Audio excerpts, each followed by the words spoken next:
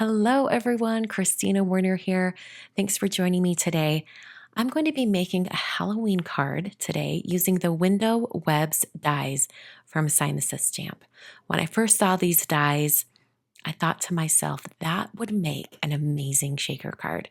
So that's what I'm doing today. I'm making a 5x7 card, so I've chosen to use the largest of the three webs, and it cuts out this amazing sort of segment or grouping of windows, hence the name Window Webs.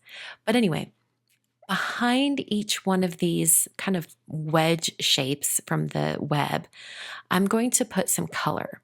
And I'm going to be doing some ink blending, so I need to give myself an idea of where that color will be below the web area. So I'm taking a pencil and tracing the edges of each one of these web shapes so that it gives me an idea of where I need to ink blend. So like I said, this is going to be a shaker card. So I've picked out 4 different mixes of sequins. I think a couple are from Simon, one is from Picket, and one is from Honeybee. For the ones that I know what the mixes are, I'll have them linked down in the video description in the supply list. I've also picked out 4 colors of Distress Oxide Ink, including the newest color to the Distress family, Villainous Potion. I'm using some Post-it tape, and I'm masking off each side of the pizza slice shapes. And I'm starting with Villainous Potion, and I'm going to be blending with a blender brush. These blender brushes are from Simon Says Stamp, and there's 10 of them, and they're all different colors, so I just used the purple brush for any purple inks, any Distress Oxide purple shades that I like to use.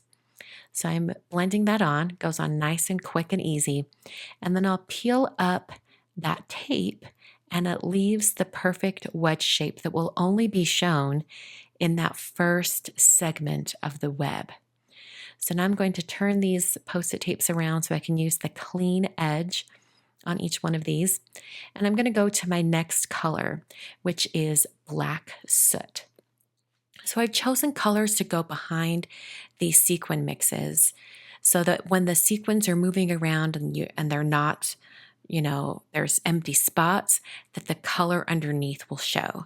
And this sequin mix from Picket Studio is gorgeous, and it has a very deep, dark kind of feel to it. So I decided to use Black Soot.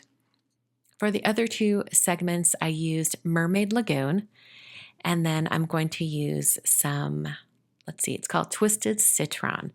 Those are 2 colors I don't use very often, but they're perfect for Halloween cards, sort of this almost neon kind of feel to it.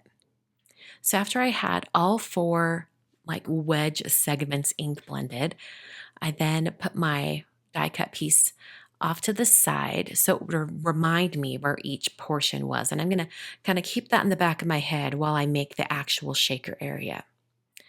The first thing to do is to adhere some acetate to my window so that it will contain all of the sequins. So I'm using some Honeybee precision glue to add glue on little segments of the web and also around the outer edges. And then I'll place my acetate right on top. Now I need to make a bunch of different sort of wells for each one of these segments that I'm going to have the sequins in. So I'm going to be doing that with foam tape. And the easiest way to do this, I think, is to take foam tape and fold it over on itself so it makes 2 layers or two foam tapes deep. This is going to give me lots of space for the sequins to move around. And then I take scissors and I'm going to cut off a very thin strip. I only need 3 thin strips, like for the segments in between those areas where the web is very, very thin. The rest of the shaker area, I can use the thicker foam tape. So I'm peeling off just one side of that release paper and placing it down over these very thin segments of the web. Now, if you wanted to get really complex, you could actually put these foam tapes on every single line. But since I was just doing the 4 sections, I only needed 3 little lines right there in the middle. For the rest of it, I removed both sides of the release paper on my foam tape, and that way I could manipulate the foam around those curved edges. I added foam all the way around this whole window area. And I also added foam to the other areas on this portion of the card. So I've got to put foam around all 4 edges and then filling in those gaps. Once I was done creating all these wells for my shaker areas, I then removed all of the release paper. You want to do this before you add the sequins inside so that if it kind of pulls on the bottom and it kind of bounces up from your work surface, you're not, spreading sequins all over your desk. So I've put my blended piece off to the side to remind me which color of sequins to put in each segment. And then I'm just scooping them in or letting them fall out of each of the Ziploc bags. And I want quite a few sequins in each one of these, but not so many that the color underneath won't show at all. So I've got kind of a purple mix, a very black mix, a blue mix, and then more of a bright green mix at the bottom. So after I had all of those, I then picked up my whole piece here and I put it inside my Misty without the mouse pad, the foam pad inside. So I've got a nice corner in the bottom to put that nestled into. If you want, you could have it in there before you put the sequins in your shaker area. Use my scissors to spread out the sequins so there aren't any places that are super tall. And then I grabbed my ink blended piece and I'm going to be placing it face down over this shaker area. And the way it's going to line up perfectly is that everything's in that bottom corner. Now, when I did my ink blending, I didn't mention this, but I did do it on the card base itself. So that's why I wanted to make sure this lined up perfectly. By using the corner of the Misty, you get everything lined up without any fuss.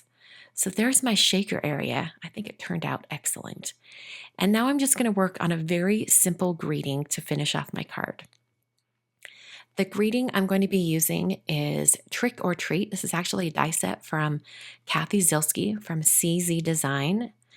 And I'm going to cut out the main letters in a holographic cardstock from Simon. And then the shadow area or the backer is pitch black cardstock from Hero Arts. I also cut out the words 3 more times out of white cardstock, and I stacked them on top of one another to make it super thick, and then put the holographic version right on top.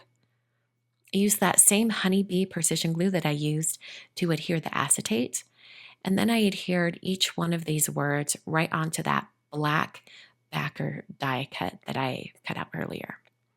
Now this looks really, really cool. I've never done the holographic letters stacked on top of white. I think it looks fantastic.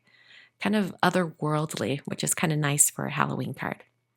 I put some adhesive on the back of my greeting, and then I placed it directly onto the front of my card. So that is going to finish the card for today. I'm going to put a few acrylic blocks on top to help hold that in place while it dries. But other than that, this card is completely finished. Thanks so much for watching today. By the way, this is the very last Halloween card or even autumn themed card before the holiday card series starts on Monday. So Monday, we are heading right into all the holiday cards. I'm excited to get started on that with all of you, and I can't wait to delve into all of the Christmas time card making. Thanks so much for watching today. You can get all of the supplies that I used for this card at the links down below in the video description in the supply list. I include supplies with every single one of my videos. So if you're ever curious about any tools or inks or stamps or papers or anything like that that I use, go ahead and check the supply list down below. I tend to use the same tools over and over again, but they will always be listed as well. Thanks for watching today, and I'll see you guys on Monday for day 1 of the holiday card series.